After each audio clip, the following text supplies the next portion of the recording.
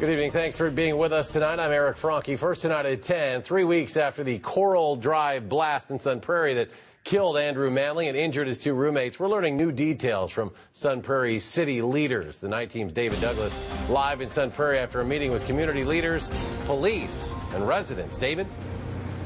Neighbors here along Coral Drive learned tonight, Eric, their street will shut down again in 2 weeks for a final site inspection. Heavy equipment and out-of-state experts will move in on the leveled home, hoping to finally determine a cause.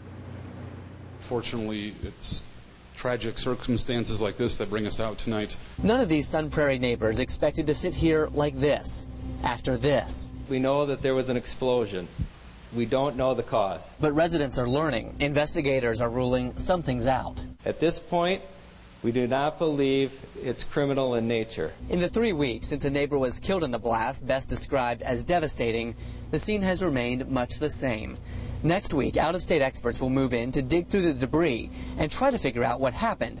The street will be shut down. As you can imagine, there's going to be numerous people with all kinds of equipment, heavy moving equipment in the area. Neighbors had hoped to hear more details, but aren't surprised they didn't. Until everybody's got their I's dotted and their T's crossed, nobody's going to stick their neck out and say what it was. Others voice concerns, like no transportation during the evacuation. Plus, telling me I can go to Westside School didn't help. I couldn't have walked that far, no matter what. I totally missed that one, so I'm sorry about that. In the face of the loss, the neighborhood has come together, and not just for the meeting.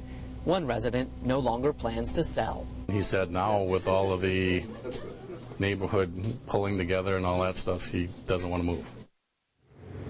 Bright spots in a dark time. The police chief said tonight that a furnace installed 6 days prior to the blast was the last new appliance brought into the home. There had been rumors about a water heater being brought in the day before.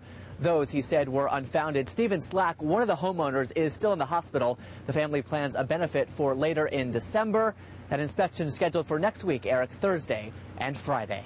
The night team's David Douglas reporting live at Sun Prairie tonight. David, thank you very much.